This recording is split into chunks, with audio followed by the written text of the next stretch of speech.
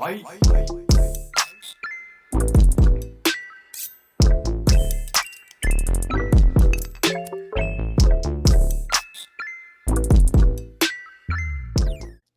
We're gathered here today to discuss the Aaron Wiggins career night the other night. That's the emergency Exactly. The Nothing else. Nothing else that happened. The Aaron Wiggins 41-point game. That's what we're here to talk about. I actually legitimately, when I saw his stat line, I wrote it down, joking with the next pod, and then this happened. And so, yeah, that was my intro. And so let's just jump into it. Like, you've been on here 1,000 times, and people know, and everything will be on the screen and it'll be in the description. Let's not waste any time. I've been thinking through this for the last 24 hours because, like, for transparency for folks, we're doing this basically 24 hours after it happened, right in the middle of this Bucks-Grizzlies game at 9 o'clock on Sunday, the day after, well, the night of that happened. Luka and Anthony Davis have been traded in a 3-team trade, and I'm just going to read it. We're going to talk about it, but I felt like I had these whirlwind of thoughts in the last 24 hours, and we get started, and I'm actually in front of a microphone that's being recorded, and it matters, and people can hear it. And now I'm speechless again. I think that's so. I'm going to read the trade that'll help me like kind of kick things off, and I'll just let you go wherever you want to go to start. This is straight from Dave McMenamin. I can't even like it. Anyway, I'll tell everybody how I found out in just a minute. The Lakers received Luka Doncic, Maxi Kleber, and Markieff Morris from the Mavericks. Dallas acquires Anthony Davis, that is, Max Christie, and the Lakers 2029 first-round pick. Not the 2031 one as well, just the 2029. We'll jump into that in a minute. And then the Jazz, Danny Ainge, like a second-round pick crack addict, decides to jump up in here, and he gets Jalen Hood-Schifino, who I still really like. I liked him out of Indiana. That was one of the last years I did a full board and really studied that stuff. I really like that kid. I think he's got good potential. The Clippers 2025 second-round pick, and the Mavericks 2025 second-round pick as well. Other than utter shock and terror, what was like, how did you find, let's do this. How did you find out first? Because you texted me last night. I'll just say this really quick. I normally stay up for every St. Mary's game that I can on Saturday night, St. Mary's College. People are like, why are we talking about St. Mary's College? This is an NBA emergency pod. College basketball still matters to me, and I still watch it, and I keep up with it, and I talk about it. St. Mary's Gonzaga was last night, just for context. And I was like, this game's a blowout. St. Mary's is up. It's hard for teams like that to come back. I don't even know who won the game, to be honest with you. That's how the lethargic the last 12 to 18 hours has been. And I was like, all right, look, they're up at half. I'm going to bed. Nothing can possibly happen in college basketball. Not even thinking that the NBA trade deadline, I know, is close enough that I probably shouldn't have done that. And so I was like, you know what? We had a lot going on today. Let me just go to bed. I wake up to my wife holding a phone in my face, and she says, "You're not going to believe this." That was how I found out. When I realized it was an ESPN notification, not a photo, then it wasn't fake, because it had been 8 hours at that point. Right. Reality set in what had happened. And so how did you find out? And what, other than shock and terror, what was like your initial reaction? I was about to go to bed myself. It was about 12:15 Eastern-ish, somewhere in that realm. I think it was like 12:23. I mean, you were like right on. Right there. Yeah. Usually when I call it a day, even on the weekends. And I get a text from another Lakers fan I know. Shout out to Larry for listening. And he texts in all caps, "Oh my God, I got up to go to the bathroom and Luka's a Laker." And I'm thinking, like, what a way to I don't think he does hard drugs, but that's just not true. And so, of course, I go get my phone, and there are a billion texts on it of people. I had 100. I had like 112 text messages. Is Shams hacked? Is Shams just going full heel and faking things for FanDuel like he did in that Scoot draft? Like, what is going on? And so I literally was on my phone for 10 solid minutes, checking every NBA source I've ever once referenced in my life, thinking like someone's going to say, like, gotcha, or this isn't real, or, just kidding, tune into the trade deadline Thursday, like something to rival Super Bowl weekend. And no, it was real. When Aaron Wiggins goes off in any manner, let alone 40 points, Thunder fans like to joke and say he saved basketball. And he did for about 2 hours. And then the Dallas Mavericks decided to ruin it. Because shout out to the Clippers. They're off the hook. Paul George shade trade, was it Thank you. terrible? I'm so Sure. glad. It This took is 5 minutes on the so nose for you to bring this up. It took This 5 is minutes. so bad. This is so much worse. It's like, okay, where's page 2 with the other 17 picks for this 25-year-old top 3 player in the world? Oh, they're not there. They didn't even ask. This was Dallas's idea. And last thing quickly to start. This Dallas GM came from the apparel brand universe, Nike. He was the idiot that had Steph Curry in a conference room, called him Seth at least once by accident, and showed him Kevin Durant's Nike presentation, which is why Steph Curry will not wear a swoosh his entire life. Which, by the way, that's people think this story just like appeared because of this trade. Like, that's been a story forever. Like, this is a thing that is out there. That should have ended his career in anything close to. I can't believe he went from that to a GM of one of the best NBA franchises right now. Like, that is the defining thing in your career in the same sport, and someone's like, "Yeah, I want him to run my team,"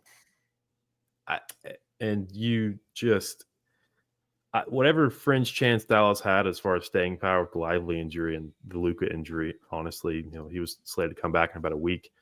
Of running back their defense of the Western Conference, they just nuked it. It's done. Anthony Davis is an incredible player. There's not 20, not 15 players better than him in the world, but there's just such a chasm between a guy like Luka and a guy like Anthony Davis, especially when you consider they're 6 years apart in age. How this didn't include more picks than, the Gobert trade, the Bridges trade. You go back and look, Anthony Davis got to the Lakers for more first-round picks than this took. That was years ago, and the market has only gone up, and they've suddenly taken the first only lowest offer that they somehow came up with. None of this makes sense.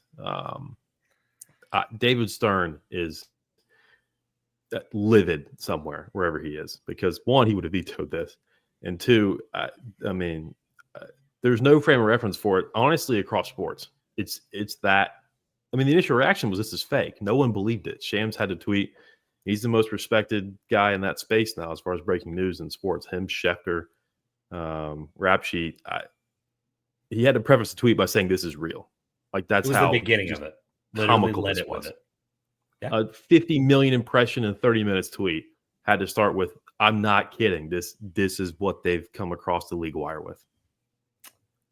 Yeah, so there's a lot of things I want to get into. And I'll just, as someone who missed the late night theatrics, because most people didn't go to bed until about 2 or 3, and I just couldn't have done that. The part I'm struggling with, every person, I watched SportsCenter for an hour this morning. I know, not the best place to hear about this trade and in-depth thoughts about it. All three people that I respect called it the most insane. I'm paraphrasing here because I didn't take a lot of notes just to kind of absorb today. Called it basically the most insane or most ridiculous or most just unbelievable trade in NBA history. So my question is that's the truth? Like, we're all in agreement that that's the case. Yes. Without going back and deep into the history books, they're comparing it to Kareem. Like, I don't know. It would probably take that long to find something equivalent, because picks weren't just thrown around back then. The draft was different. It was a different game, essentially. If you have the star, you lost the trade every time. Like, there was no if, and, but Charles Barkley made this point, and it was incredible. Like, when you're right. Yes, it's true. But like, you literally gave up. Like, Charles said to a T, he's like, if you have the star, normally you get crud back or whatever, right? And like, that's what the picks are for, to supplement that. And it's probably one of the best things he's ever said. And I was like, yeah, he's right. Like, Kareem, like, name the 3 guys that got traded for Kareem. Like, I'm sorry, but I can't, and I won't, because I don't know. I only ask that because clearly, I know you mentioned Harrison already, but clearly there was enough there to believe and think that this was a legitimate. Like, there's probably something yet that people talk about the way we can get into all that, but like, there's something that just isn't. There's something missing here. not necessarily pieces, but It has to be. I just there's this doesn't. I get it's the Lakers. I get the staying power. I want to talk about like kind of the weird parallels with Powell in a little bit. I think you probably knew where I was it's out of going with that. nowhere. And that people still are angry about that to this day, and it ended up being 2 championships for the Lakers. I know comparison wise, those guys are not exactly the same level player, but I cannot fathom the fact that like Ryan Russillo said it best. Like Luka could have been smoking cigarettes, bringing the ball up the last 5 years, and he's like, I would have a wet ink pen ready with a piece of paper to sign him for courtside. Are you kidding me? I mean, yeah, I don't get it. I'm just lost on the I'm just lost on the sheer nature. I think once the shock wears off, I think we'll all like when they both play their first game in these uniforms. Like it, I think it will. I think it'll help some. I think it'll mellow out some of the expectation of what this turned into. But like, this is basically like Peyton Manning getting traded in his prime. Like he was the second best quarterback. Luka's a top 5 guy. Like this is like unprecedented stuff that doesn't happen. And I just don't know. I'm talking through the emotions of it. I don't know. I mean, Luka has a calf strain, not a debilitating neck injury. That's the main difference in those two. I'm talking 5 years before the neck injury for Manning. Like even like just prime, fresh off the Super Bowl. Let's just trade him. They made the finals last year. Yeah, like, they did. I don't get it. I'm like genuinely 15 minutes in being like, nothing makes sense. And we haven't talked a single second about the value on any side of the trade. Forget Utah. Like, who cares? Like, it's not. That's Danny Ainge being bored with a cell phone that had battery left. That's all that is. I mean, to your point about the draft picks, yeah, that's why you put the draft picks in there because you're losing. I mean, the Paul George trade looks so bad because it's a very rare case of get the star, lose the trade. That's just how rare that's supposed to be when you kind of draw these things out and you like, okay, we're going to take a 3-year look back or a 5-year look back.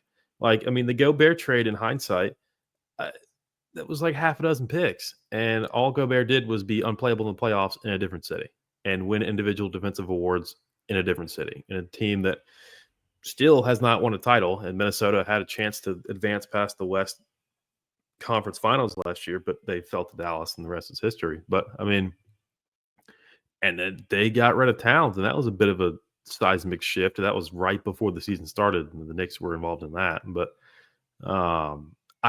I just couldn't believe it.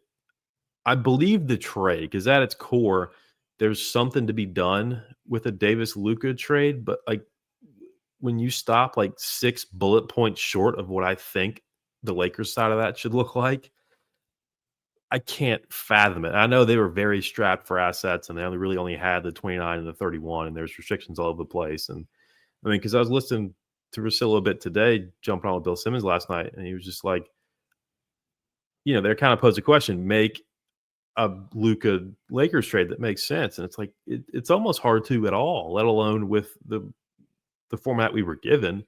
I mean, Reeves certainly in there. Connect, throw him in there. If you don't have picks, you're gonna have to give up guys. I mean, if this is Luka to the Thunder, I'm thinking one of J-Dub and Chet is gone. Plus, half of the 87 first-round picks we have in the next 5 years, because at that point, it's Luka or kids sitting in Algebra 2 right now. Like, it's just not – you take the superstar, and I don't think we've seen a caliber player of Luka getting traded this young in a very long time. He's 26 at the end of the month, which is right around the time that Dallas and the Lakers actually match up for the first time. I will be locked into that. Cleared my schedule. But it's just where I'm going to be.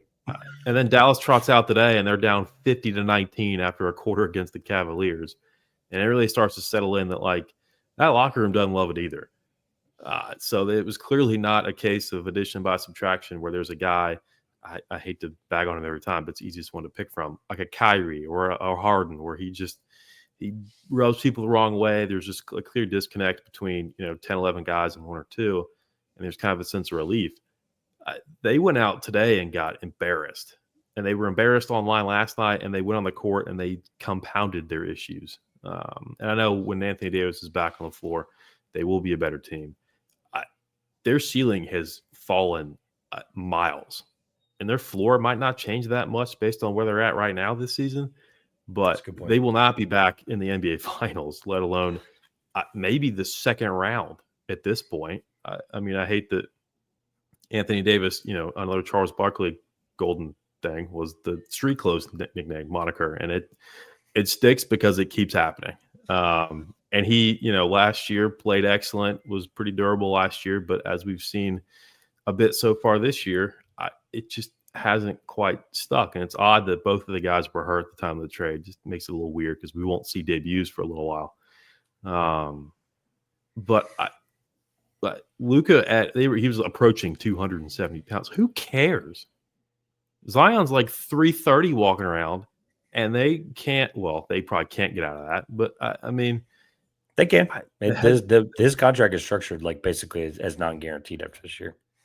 It's gross. Like there's a lot of stipulations in there about health and wellness type stuff, which is someone brought it up. Do that if you're Dallas. Do that. I don't. Someone brought it up a few weeks ago. Like if Zion, this would never happen, but like if he got traded, a team could technically get sick of him, and it would actually be less value. Like it would be a team could trade for Zion, understanding the risk, and they could literally just waive him, and it would cost them less than it would be. Than keeping him. Like it just that's how bad the contract is. The 5th year. Wow, we may see that. That's crazy. That he'd have to get moved first, and I just at this point I don't know what's. I don't know how much can the NBA universe handle the next 5 days. I mean, this is. Oh, don't worry. Like, and you again, the title's not going to just say Luka Doncic, Anthony Davis emergency trade. We literally waited a few minutes to do something, and we're sitting here, and you said something to me as you joined, and I thought you were joking. You're like, Fox is a Spur, and I'm like, awesome, because that's not going to add 30 more minutes of content today. So yeah, we're going to get to it. But here's a crazy question though. Like, is it not far-fetched to think that Dallas has now one guy on the entire roster that can create his own shot? No, it's not at all. But how does that help you win a championship?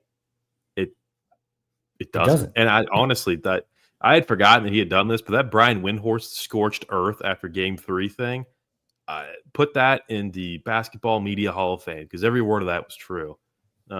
It's still not an excuse to not give a player Danny Ainge would murder people to draft and not give an extension to. But I mean, you tank like the process Sixers forever to get a player 80% as promising as Luka Doncic, and to cut bait on that whole deal after you honestly, I mean, they fleeced Atlanta draft night. Now hindsight is very clear now, but at the time, 1,000% still did. I'll never back down from that. I have his resume in front of me. No, you can't revisionist history because Luka left out. No, that trade as it stands, Dallas won that trade. 5 straight All NBA first teams. LeBron didn't not going to stop, by the way. Right. That will be 6 and 7. If you thought the Luka media bias was bad before, that was in Dallas. Now he's a Laker. Now he's in the purple and gold, and that's you can put that in pen. Whatever awards he's eligible for, I don't know off the top of my head how many games he's missed with the calf, but I know it's been a little extended. He's only played 22 this year. So he's not gonna. Okay, never mind. I don't buy the we're nervous about paying him thing. Like 5 years, $345 million in 5 years is going to be like what number 2 guys get, because the cap just seemingly always goes up and TV deals always seemingly go up. And I just don't get balking in that manner, going to one team, offering the worst trade I've ever laid my eyes on. And then that was it. Like, you didn't go to Utah. You didn't go to Oklahoma City. You didn't go to Golden State. Just so many different avenues to go down. Who has assets? Who's desperate? Who has a guy like Steph? They want to try and get there one more time. Like, it's just so many options. And they went with the one that, had very little to offer, but apparently that was enough. And to your point, keeping half of their available first-round picks is ludicrous. And that, the details of that trade are going to get framed in Pelinka's office for the rest of time. Like, he's untouchable for like as long as he wants. He pulled this off, regardless of how this Luka thing shakes out. Or who cares if they even like? Dallas offered it. Like I know. Like, you successfully brought him here. If that's it, done. Like that's your entire job. Contract. Is you amass talent, you find a coach, and it looks like JJ is going to be better than several previous editions of the head coach of the Lakers. And beyond that, Plinka's job is done. Right. Plinka's job is done for this year, next year. Does LeBron end up on the Warriors like a sunset tour with Steph? Maybe. Does he go back to Cleveland? Probably not. That's the next thing on the horizon, is kind of handling the LeBron exit, whether it be from the league or Los Angeles, whatever happens first. I struggle to think that he leaves the Lakers unless it's for something monumentous like a third tour in Cleveland or playing with Steph Curry finally. But I still give it like a 5% chance of happening. And I say that, and it'll probably come across my phone in about 90 seconds that he's a Warrior. But I've learned to assume nothing in the last 22 hours. I actually think it's a great point. It's a great thought process, but I would argue that I think the Lakers have already solved their LeBron exit problem. You have Luka Doncic from the Lakers, like the team standpoint, are you kidding me? Oh, it's it's all at that point. Dude, he has no leverage. LeBron has no leverage left. No, it's over. I don't. He leaves. There's nothing Clutch can do with the blacked out Suburbans to make this. Any team would pay him a contract. It wouldn't be the max contract, probably at this rate. But like the Lakers have solved the problem. If you're a Lakers fan right now, you should be like burning. Okay, let me take that back. Pause. Let me not say that. You should be celebrating in the most responsible fashion possible that doesn't involve burning something. Because like Lakers fans all over the world right now are like, oh my God, we have like the third best player in the world on our team. And we had LeBron and we won a championship with him. Because as simple as it sounds, you had LeBron, you won a championship, you had Anthony Davis, who's going to be cemented forever. Like, I'm honestly shocked it was this fast for him to get this much love. I thought this trade was going to overcloud so much of just all the working parts of like different storylines and scenarios. And like, he was getting like touching tributes from fans all day today. And I thought it was going to take a week before you saw those. Yeah, it is. I agree with that. It's win a championship. Like nothing matters in Los Angeles if you don't win a championship. Right. They sold the farm to get him for that one explicit reason, and they got it done. Yes, it was 4 or 5 years ago, but it's still. And yes, it was in the bubble. Let's just call it what it is. Like it was, right? But like, I'm on the side of that was harder to do than a regular championship. But. Oh, good. All right. Well, I think we've talked about it. I mean, like the whole point for me, like I brought this up, and I'm as many NBA pods that we've done. I've probably brought this up in front of you too, but like none of it matters. People can talk about the last 4 years of LeBron. They can talk about the draft picks. They can talk about the down years. D'Angelo Russell having a contract twice. Like all of the things that have been a negative light about this team. Bronny, even whatever you want to say, and all of it doesn't matter because in 2019, LeBron decided to sign a contract with the Los Angeles Lakers, and they've worked out the deal with Anthony Davis, and they won a championship. Right. None of it matters. Literally nothing else matters. No. From that point on, in the position to win another one. Right. The LeBron AD duo was cemented as a successful experiment because they won that championship. And now it may only be for a year or two, but LeBron, Luka, I don't think that necessarily needs to be a title-winning endeavor for that to be a success. You have Luka Doncic on your team as long as he's not just debilitated by his massive weight all of a sudden. I think you're fine. What better free agent pitch to? I mean, the foreign influence in the game is not going anywhere. You talk about free agents want to go play with somebody. Luka Doncic in LA, done. Sign it. That's your whole pitch. That's going to bring in so much that you can't replicate that. Like Wemby, sure, possibly. Spurs are run a little differently, not as flashy, not as showy. But those two, I mean, I would love to see a Spurs Lakers kind of sort of rekindled rivalry in the playoffs, just with Luka heading up the Lakers and Wemby heading up the Spurs. I think it may take next year before both of those teams are fully ready for, paths that would cross at that point. But as a Thunder fan, I wish Luka was in the Eastern Conference this morning, but maybe they'll trade PJ Washington to like the Wizards or something. That's what he deserves. But yeah, right when we said, "Oh, the West isn't deep enough, the West isn't scary anymore." Yeah, okay. We just had to draw lines at tiers. Like you had to look at it and go, okay, well, Sure. there's 5 teams in this tier, there's 8 in this tier, and there's 2 in this tier. Yeah, My math right. doesn't add up, but you get my point. Like the That's part, definitely like true, though. the scariest part to me about just the idea of what this means, like I'm not blowing this out of proportion because honestly, truly, like the conversation around Luka was if he won the title last year, then he was the Mhm. best player in the world. And obviously, you and Yes. I talked about that ad nauseum for 5 games, hopefully 6 or Mhm. 7 this year Right. would be nice. But we talked about it ad nauseum. We were like, it's not true. And Jokic is still the best player in the world. And it is what it is.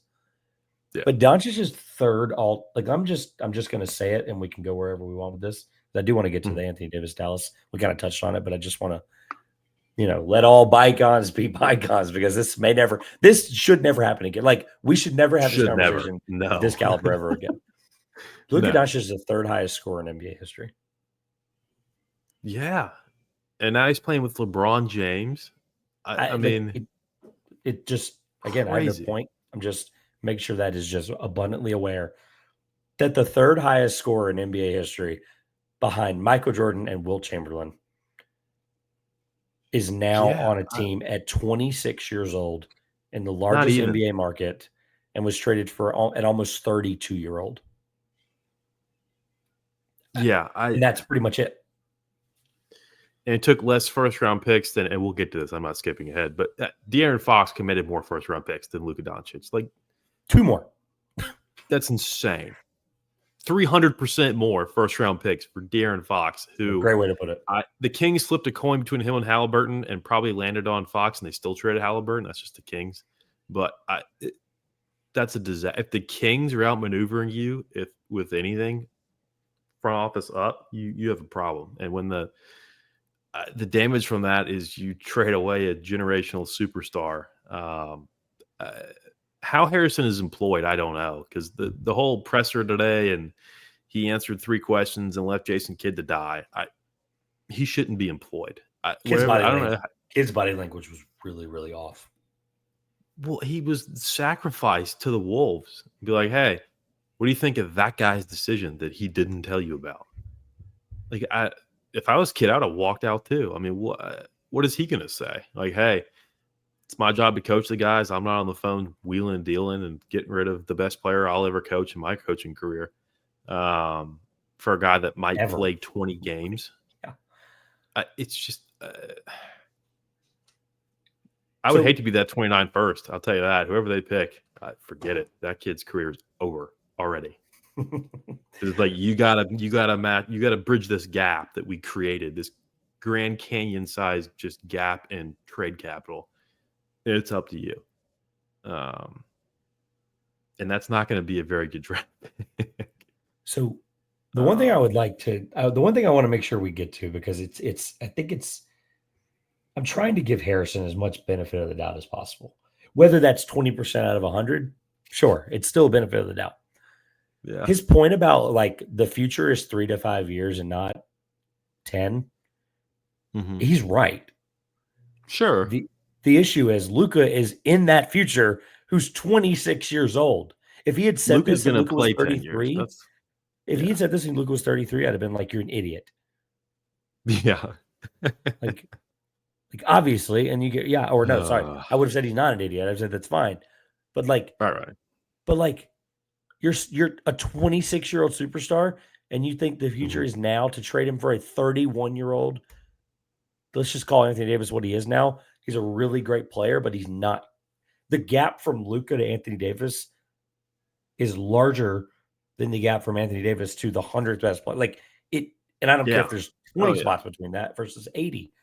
The gap between Anthony Davis at the 30th best player to 100 is way smaller than the gap from Luka and Anthony Davis. It just is what it is. I mean, guys like Anthony Davis get traded. Guys like Luka do not get traded. That's the difference. Because we see guys, and AD is better than both these guys, but people like Mikal Bridges, for example, like they get traded. Very good player. And obviously, like I said, AD is better than him. Same thing with Gobert. But when you look at the draft capital alone in these hauls for these players, and you come to me like, hey, I traded Luka. Oh yeah, what's the first of our 17 draft picks from this? It's like, well, funny story. Actually, Utah got more draft picks in this than we did. That's just indefensible to me. I don't care if it's 59 and 60 for Ainge. I don't care. That's awful. And I mean, 30 whatever 4-year-old Durant 18 months ago commanded more assets than that. Actually, it's 2 years ago. I had it written down. Still crazy that that's 2 years ago. Just right. Well, now Durant's finally in the same spot for more than a year. But I mean, that was the last time we got together. Was that trade? Like last time we did any quote emergency pod was Kyrie Irving, and then I got on here and I said to you verbatim, I said, if this happens and this happens, then KD's going to be. And Ishbia came in and said, "I got money." Exactly what happened. Yeah. Right, you called that. Nothing and nothing in my wildest dreams would have ever given me. I'm only bringing it up because, like, nothing going to bed on Saturday night would have ever in a million years. No, I would have never, ever believed that this was possible. 3 firsts and 2 swaps for Kevin Durant. They're going to be paying that trade out until 2029, which is when this pick hits. And selfishly, this just dropped my memory. The Thunder have an unprotected swap with Dallas in 28 when Kyrie is 35 or 36 and AD is similar in age. So from that standpoint, I don't know how Sam Presti does this, but that pick I think is going to have some serious value out in the market if it hits the market. Because this team in 3 years is not going to be good. I don't care who they draft with this pick. It's just not going to happen. What let's hit the Dallas side of things for a second, because I know we started with it, kind of went around it, but like from a basketball standpoint, again, sliver of the benefit of the doubt. That's like I'm just trying to be like I'm Lakers fan first, NBA podcaster analyst second. But at the same time, I can't even like begin to like think through like I know you mentioned the injuries. Like, look, they have not had the injury luck this year coming off the finals. Like that is what it is. Right. Let's say their best playoff 5 is Kyrie. I'm doing this all off of memory. Like, let's say it's Kyrie, Clay, PJ, Anthony Davis, insert small forward here. I mean, literally pick anybody. I could go Lively when he's back. Yeah. Lively, but then at that point you've Anthony Davis and sure. All right, yeah, that's fine. PJ at the 3. That's sure. That makes sense actually. I kind of like that. That has the ceiling of a 7 seed. Of a 6. Let me be nice for a second. That is the ceiling of a 6 seed if they win enough games to close the season healthy, and that's just a far-fetched thought. And they're not. Like, I don't get it. They're not getting out of a first-round series. Houston or Memphis is sending them home. Like it's an insane thing to even think about because that is a really talented 5. It is. No, it is. It's literally the reason I'm bringing it up. It's the literal opposite of the thing that we said that was so shocking about how successful they were last year. Was they had guys that fit around Luka, and this is a team that they can do it again. Yeah, they overachieved early, and then they can do this again. I thought we were like, okay, they bring these guys back like they did, and we were all excited. Even Clay, I mean, we talked to like I think the Clay thing was incredible. I think he plays 28 minutes in a playoff game. Like he basically just elevates what last year's team was. Right. More consistent shooting, you hope. None of that matters now. No, it's all done. No. Any progress they made after last year, it's dead. I mean, how about this? What free agent is ever going to want to go play for Dallas in the immediate future? Like, they're not going to get any big fish in free agency. It's not going to happen. If that's what Luka got, got a 2 a.m. text after. Like, no, that's never. I actually have it in front of me. He got a phone call. Oh, yeah, he did. He got a text and he left and he got a voicemail. That's pathetic. I hope Dirk Nowitzki buys his team and fires him in public. This is that your cornerstone, Brent, the guy that was going to build things for Dallas as high as he could. And the finals is certainly higher than anybody thought they were going to build last year. And you boot him out the door at whatever that is local time in the dark of night. when he's about to come back in a week and be out in front of your home fans again, which is the only reason you sell tickets, to be clear. And he's just gone, and there's no consultation, no consideration, nothing. I can't fathom being a player anywhere near his caliber and wanting to go play for that team under that front office group. I just can't. If that's how they treated Luka Doncic, and I'm averaging 18-5, why would I go play for them? If that's the severance package Luka gets, why am I even bothering? And I think Harrison will get fired because this is going to end his career. Anything sport, he'll be selling Nike at Foot Locker by the time the season's over. This is it's that bad. And I'm starting to question why in the world was he even hired as GM in the first place? I mean, if his career-defining accomplishment was having Steph Curry turn you away because of how ill-prepared you were to address the needs of one player, why in the hell are you coming in with a chance at molding a team around a player almost as good as Steph Curry in his prime? Because Steph in his prime was, as a Thunder fan, I'm very well aware. And he's got 4 championships. And you just, in less than a calendar year on the job, that guy's out the door. Insanity. For no reason. Because he's chubby. And you don't want to pay him $300 million for a cap that's never, ever, ever not going to go up. I think it's embarrassing. Dallas fans, are they still Dallas fans? Like, if I don't know many Mavericks fans, but how could you, for the sake of your own mental health, even continue to support that team at all? Support the front office, the staff, all of it. Yeah. It's just, and the players, again, I hate to harp on a 90-point loss so many times, but they went out there and got embarrassed because clearly, at this point, are they knocking on Harrison's door? Hey, you got 4 days. You don't want Luka here. I don't want to be here. Trade me if you're trading people for peanuts. I'd love to know what Kyrie thinks about this right now. 24 hours I can't believe Kyrie acted normal for 2 years and this is what he gets. Kyrie Irving was a menace to everything orderly about the NBA and how things go. And he finally stopped all the antics and got back to basketball for his benefit and, frankly, for us, the viewers, our benefit. And this is what happens. He's going to turn into Kanye West on steroids at this point. He's going to demand a trade. He probably already has, to be honest with you. He's I came in here, I redefined my entire social image. We made a finals trip, and I get to play with Anthony Davis for a year or two now. They've never played together, right? I think, and the joke was and Danny Ainge always wanted to reunite them, and he kind of did, which is kind of funny. Well, I think they genuinely like playing together. I genuinely think it reached a point where those two guys, when they were on the floor together, it was like basketball harmony. It reached a point where I was if they were on, no matter what, it was going to be on one corner of my TV. It just was. Sure. If they were both healthy. One really weird wrinkle. Obviously, these things can change on a dime. March 21st, 2025. Mm-hmm. The Dallas Mavericks, which is right in the middle of March Madness. No one's going to give a rat's behind, but you get the point. The Dallas Mavericks play the Detroit Pistons. Would you like to know what the theme night is that night in Dallas? Oh, Jesus. Something Slovenian night. Oh, well, that's canceled. That's I tried to go on the website right now and pull up the form. You can click on any other form. They've taken the form down.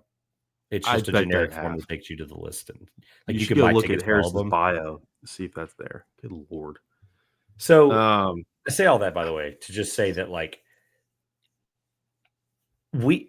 all of this might age poorly. I just want to be transparent with people and say he could actually have something wrong, and there could be just this or that. I'm with it, right? There could be something that we just don't know, and we're going to keep that in the back of our mind. But as this current moment, though, I think the way I would summarize everything in the last 45 minutes is it's sheer management of a roster and I don't even word this. It's sheer malpractice. Like we haven't even gotten to the Pau Gasol comparisons, but like it's bad. Like I don't even know how you let this happen. How you can sit there and think, because I understand why the Lakers did that with Pau Gasol. It was 100% like, hey, we can offer you this. The trade market was different back then. Like that wasn't actually as far out of the norm of possibility, right? It was just so sudden. There was no market build up. Like you said earlier, 29 teams would pick the phone up if they put him out for the market in 5 days. For the 5 days left. Immediately. Are you kidding me? Yeah. Every team. 29 teams would be like, and 27 of them would have had a better offer by default. It's 1,000% true. It's like I don't even. That's the part of the malpractice that I don't understand. Is why do it the way you did it? It took us 40 minutes to bring it up, but like, why? Why did they do that? I like, and look, here I am, fan first. I'll just admit that, fan first, as we all should be, right? And we do this, even people that do this professionally. Sure. We should be fan first. Here I am asking why they did the trade for the way they did it, and my team's the one with the guy. Right. It's insanity. How many people do you think had to look at what Harrison had put together and let him walk out the door? Theoretically speaking, he put up the phone, but how many people had to look at that and either lied to save their job or were so shell-shocked they truly couldn't just be like, hey, this is the stupidest thing I've ever seen in my life. You take this and you should burn this and don't tell anybody this was your idea.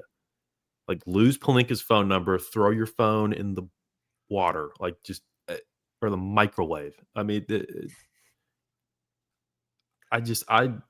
I hope to God there was some sort of Hard Knocks camera thing behind the scenes happening in Dallas. I'm sure there wasn't. We're not that lucky, but I want to, like the Giants front office handling the Saquon thing. I want to be in the room. I want to hear what was said and how those videos exist, but it's normally draft day and stuff like the Kings had that famous one that's true. where they wanted to draft Nick Stauskas. I'll never forget it. Yeah. It took me a second. Michigan guy hit that big shot in the tournament. Like they drafted Nick Stauskas. I think it was like between Nick and somebody who ended up being a multi-time All-Star. I can't remember who it was that draft, but whatever his name is, picked up the phone and was like Stauskas. We want Stauskas. It's just, it aged awesome. It aged so perfect. And no, we want Davis, Anthony Davis. And that's really it. That's really what we got. Throw a pick in there just so I don't lose my job tonight. And then, I don't know how to. They need to fire him. But is there anything else that we hadn't gotten to that we'd like to talk about? Because I'm sure I've reached the sheer point of just sheer. I'll say this: I will never again shame someone for a trade machine idea. Ever. Bad trades happen now. The precedent has been set. You want to trade LeBron for Ousmane Dieng? Do it. Sure. Throw a second round pick in there because who knows? Fan trade creation ideas are so back. And of course it happened to the Lakers who, are the meme of it. Right. Of course it did. No one said Bill Simmons just got 5 years of goodwill from like you, especially. It just sounds like.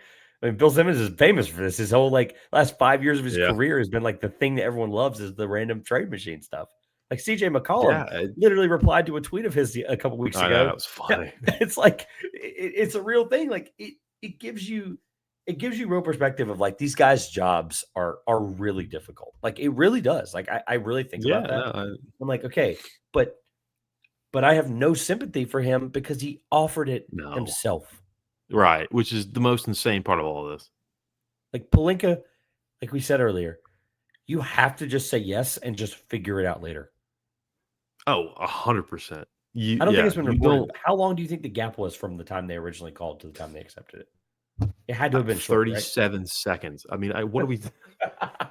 He said they met and kicked the tires. Like, are we sure we want Luka Doncic? Are we sure? He does turn 26 in 3 weeks. Are we sure? For the price of a almost 32-year-old guy that gets hurt every year. Luka could miss 2 years like Embiid did to start his career, and now basically has already.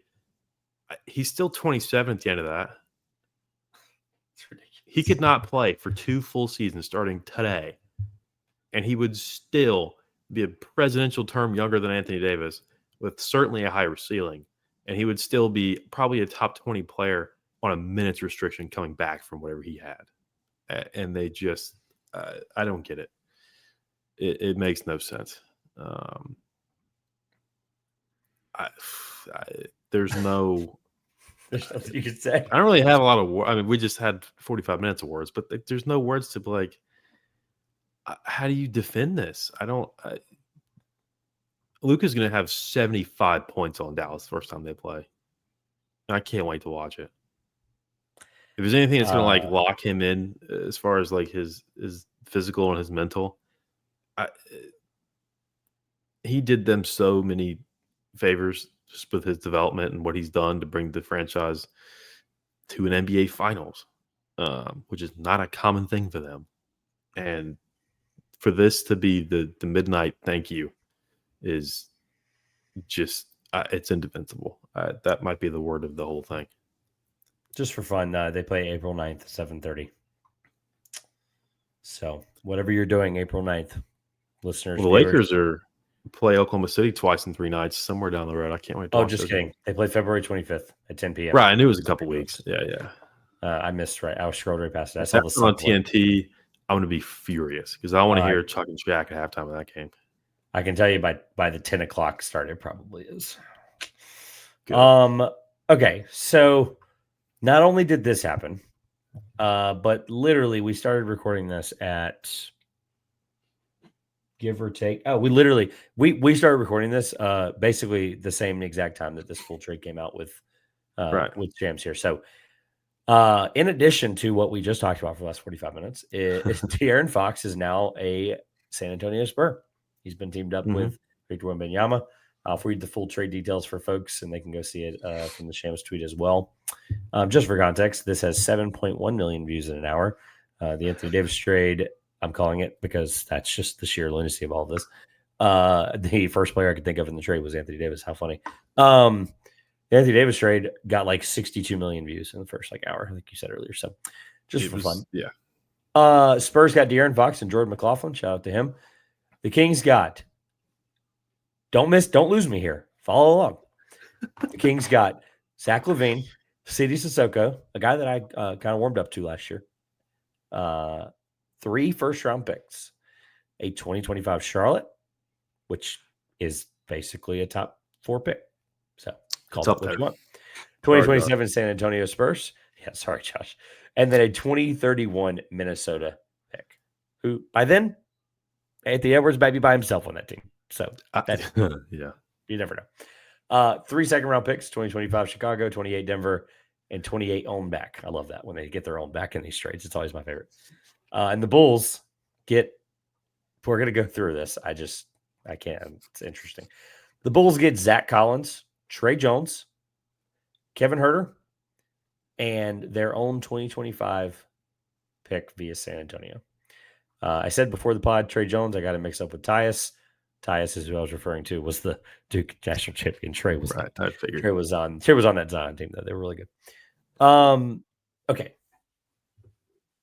So this trade actually, in the grand scheme of things, really only matters for San Antonio because they got the best player. And like, I hate to be the boring guy that just starts with that, but like DeAaron Fox and Victor Wembanyama, we should have kind of known that like when Chris Paul goes and plays with a generational star, that they bridge the gap to the next guy with him. Like we should have just known that DeAaron Fox was going to be a Spur. I know he asked for it, but like he shows up on your team years ago and nurtures them like a mother with a baby. Literally, that's what he did. They were 48 and 40, I think is what it was, right? A mother and a baby is what that relationship was. Chris Paul nurtured them to now what they are as the second best team in the NBA, the best team in the West. They have an MVP favorite. No, he gets all the credit for that.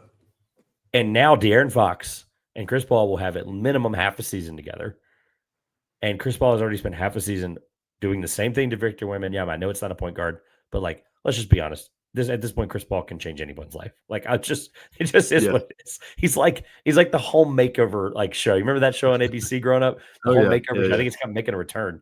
Chris Paul is Ty Pennington in this regard. Like that's literally Right. that is the most Bill Simmons comparison I've ever given you in 3 years doing this. But it's honestly might be the best thing I've ever said. And the fact that De'Aaron Fox, like the fact that for me, this elevates De'Aaron Fox in a way that I didn't think was possible because of the combination of playing with those two guys. Like, who cares about the other two parts of this trade? It literally doesn't matter. Yeah. That's right. I'm not a big math guy. That's 6 picks for the Kings coming back for De'Aaron Fox.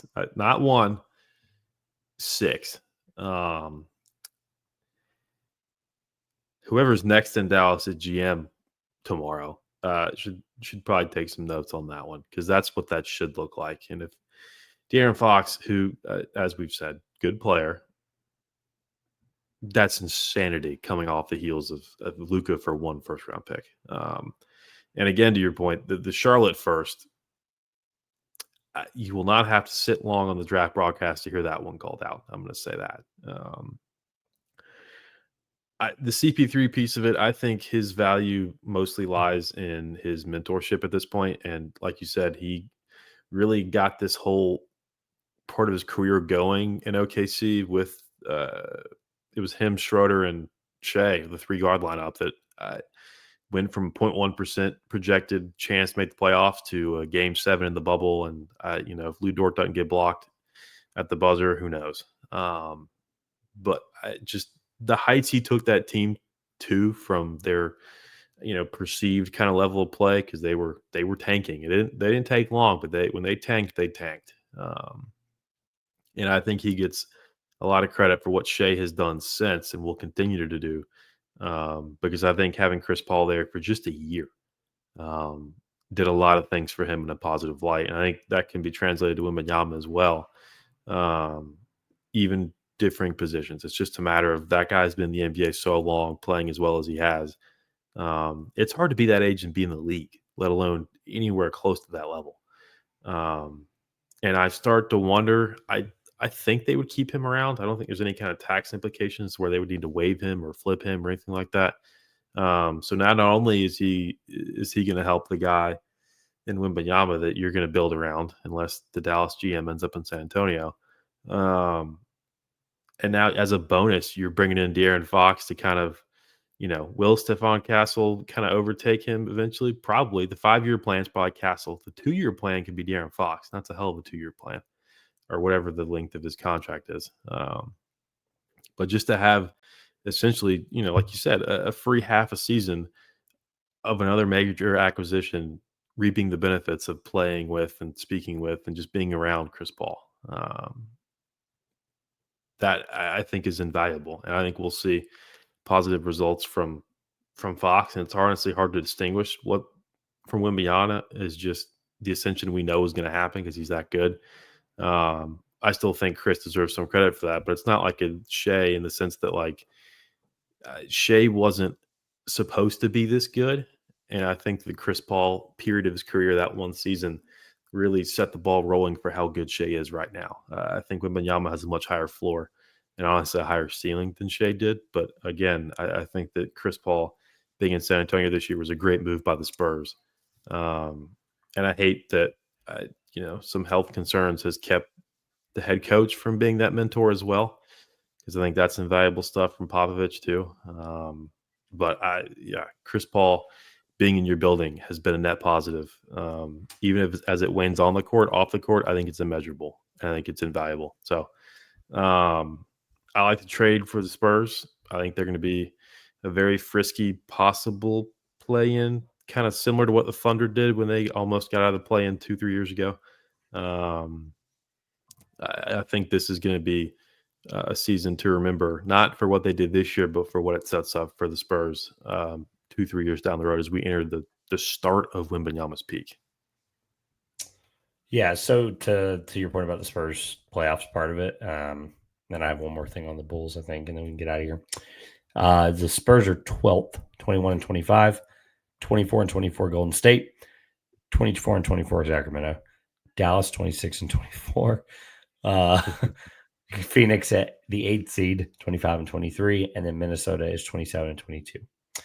There's basically not a gap between Los Angeles Lakers at 5 and the Mavericks at 9. So like the West still has a lot of shaking up to do, but like the Kings got worse, the Mavs got worse, the Timberwolves aren't getting any better by the day. I watched the Suns Warriors game the other night for way longer than I ever thought I would, and I at one point I went from I love the Suns, I think they could be sneaking in the playoffs to oh my God, this team is terrible and I can't wait for them to lose in the first round. So I don't know. I don't know what to think about them. The Clippers, I don't know how they're cool. I don't know how they're still winning basketball games. It makes no sense to me. Norm Powell and a prayer. I mean that. So you basically have 5 contenders, but the Spurs, I'm not throwing them into the 6 seed conversation all of a sudden. I'm not having them double their seed spot, but they're only 7 games back from the Clippers. Like this changes that. Like their ceiling usually just rose. Maybe they're a better team than they were an hour ago. The one thing I'll say too that I think is like I kind of laid out the case for everybody else in this trade because at this point the Kings it is what it is. As much as I like Zach LaVine, I think he's a good fine player. I think the picks were what they are, and maybe you don't even have some bonus this time next year. But I think the Bulls I think they finally hit the reset button. Like obviously getting rid of LaVine is what the whole idea, but this has to be the final straw that says, okay, we've been middling for a while. We just I know they've overachieved recently. Like I'd have to look at the roster again and kind of like they're 10th right now because Philly's terrible and hurt. Right. Toronto's not trying to win. Chicago is 10 because of sheer circumstance right now. They play Atlanta in the play-in every season. It's just I can Washington, set Charlotte, my calendar Toronto all behind them. Like even if you just look at okay, Kobe White is an incredible player. Giddey.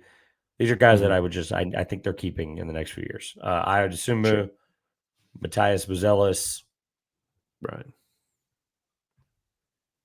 That's really where the list ends. Vucevic has to be next, right? Is that? I mean, I honestly forgot. I forgot he was on the roster. Is that domino going to fall finally? Is he a Laker? So I'd have to look at his contract. I'd have to look at his contract. Is he not is he not expiring at this point? I thought he was. He may be. Let me just double check because that may solve all of their problems. He has. Oh Jesus, I forgot he signed an extension. Yeah. 20 million this year. 21.1 next year, unrestricted in 26-27. So keep him for 1 year. If they move Zach LaVine, they can find a home for Vucevic. Okay, 34-35. He'd be 36 at that UFA deal. So that, I mean, at the end of the day, he would just be he would be valuable just to keep around and continue to try to lose games. He's not going. He alone is not going to win more games to make them no. He's not going to move the needle to the point where you're worried about the draft pick not being what it was. Yeah. I just hope for the Bulls fans' sake and for the sake of the health of the NBA that the Bulls can start to win games. And I think Kevin Huerter's valuable. I think Zach Collins and Trey Jones. These are all guys that they can flip. These are all guys that also can bridge the gap. Yeah. They're all bridge the gap players. I think they're all very valuable in that regard. But this deal is literally like I started with 10 minutes ago. This deal begins and ends with the fact that DeAaron Fox is now Victor Wembanyama's point guard. And even if Stephon Castle, I like the guy. I think it's a good point.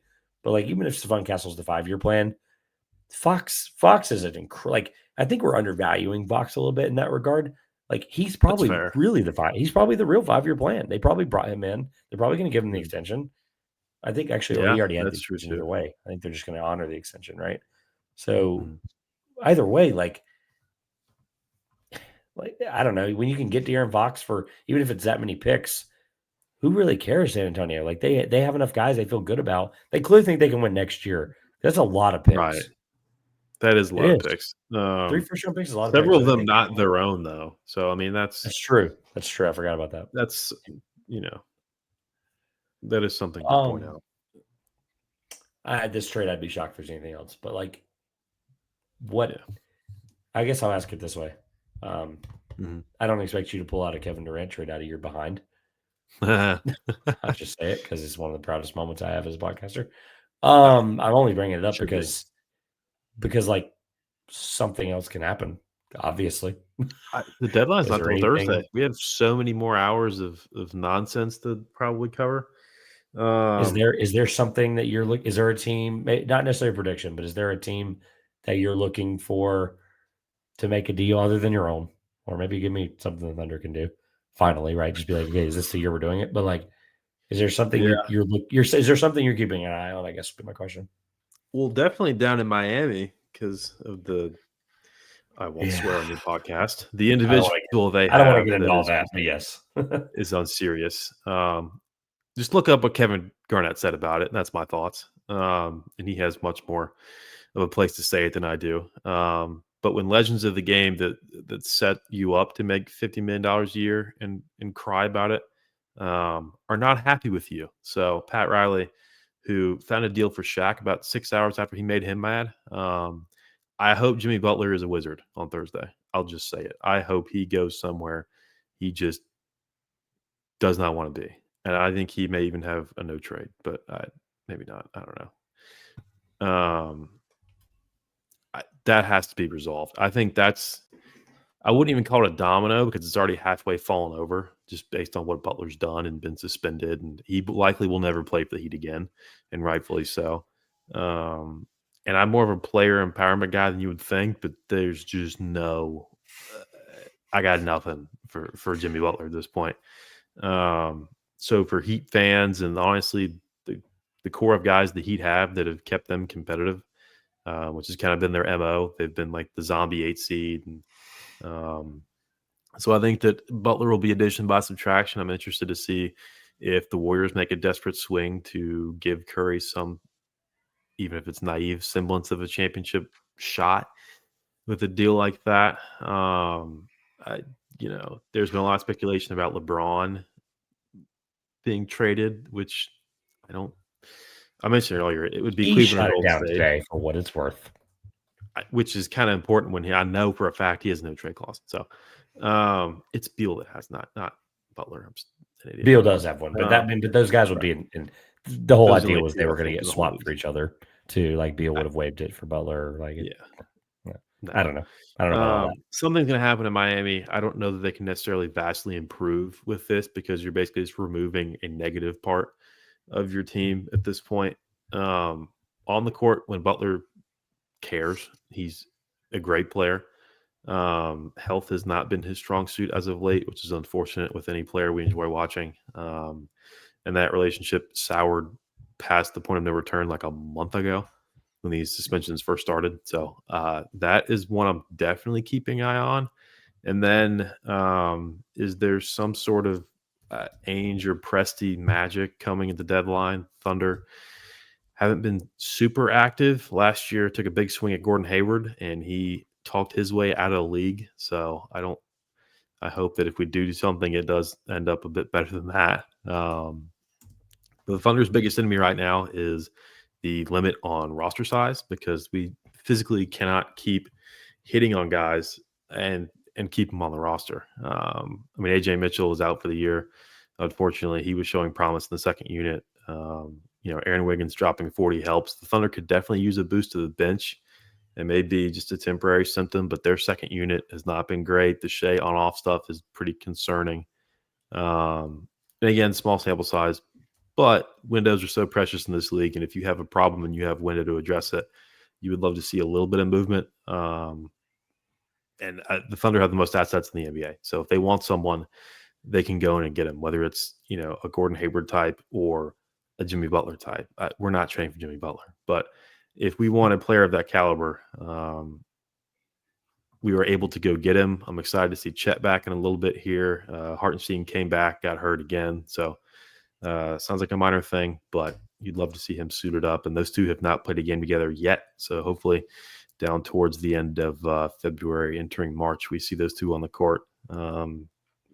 Because we really don't know the Thunder ceiling yet, just because of how well they've played with each other out, or with both out, they're scraping together wins. So as a Thunder fan, I'm excited to see if and when Presti decides to act on the gallons of blood in the water at this point. And Fox I would have said Fox if we did this afternoon as someone I was looking out for. But sure. As I sit here actively refreshing Twitter, Shams' page, to make sure we don't have to cover a third trade, we're safe for right now. Wouldn't be tonight, that's for sure. Because these two alone were an hour's worth of good content. This is So, yeah, love the deadline. It's been a bit underwhelming as of late, but I suspect that with the buildup we've had in the last 24 hours or so, now to Thursday should be plenty eventful. Yeah, that's a great way to put a bow on it. We'll mid-season awards are coming because the All-Star breaks just around the corner. That'll be the next time we probably do something for the NBA, just because the deadline the last few years, I just assume I'm not going to do a pod because it just is. It's the end of the week. This may be the deadline pod. Yep, and we're going to treat it like it is. It's the emergency one, as the title will state. But look, to recap, Luka Doncic is a Los Angeles Laker. Anthony Davis is a Dallas Maverick. And that's pretty much it. You didn't miss anything else. DeAaron Fox is a San Antonio Spur. Let us know your thoughts in the comments on YouTube. If you're on one of our many lovely podcast platforms, Apple, Spotify, wherever you get your podcasts, just let us know with 5-star rating and review. Greatly appreciate it. Flood it up so we can see all the people, because like 60 something 80 million trillion people saw that trade. Like literally, I showed my wife, I could not scroll through Twitter and not a single. It took me about 15 minutes before I finally saw something non-NBA related. I was scrolling through active players that I don't even follow, just over and over and over again. This is ridiculous. Hopefully something like this never happens again and we can have normal NBA trades again. Maybe this starts, like you said, an epidemic. I don't know. But I don't look the sheer lunacy of this. It makes me just all over the place and not know how to close out a podcast. But just remember, nobody's safe in any league at this point. So, on behalf of Grayson, on behalf of everybody that supports this show, greatly appreciate you. Don't forget to like, comment, subscribe. Go 2 pointers. SeatGeek link at the top of the description. That's always there.